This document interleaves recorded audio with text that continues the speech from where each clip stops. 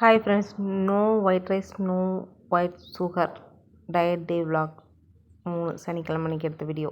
என்னோடய பிரேக்ஃபாஸ்ட்டு பச்சைப்பயிரும் கோதுமை ரவையும் அரைச்சி தோசை வேர்க்கடலை சட்னியோடு சாப்பிட்டேன்.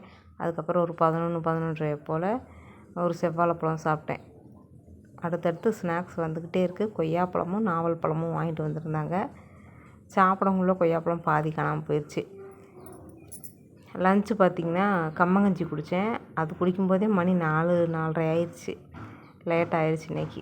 அப்பளத்தோடு வச்சு சாப்பிட்டேன். அதுக்கப்புறம் தங்கச்சி வந்து சக்கரவள்ளி கிழங்கு கொஞ்சம் கொடுத்தா, அதையும் ஒரு 5 மணியை போல் சாப்பிட்டேன்.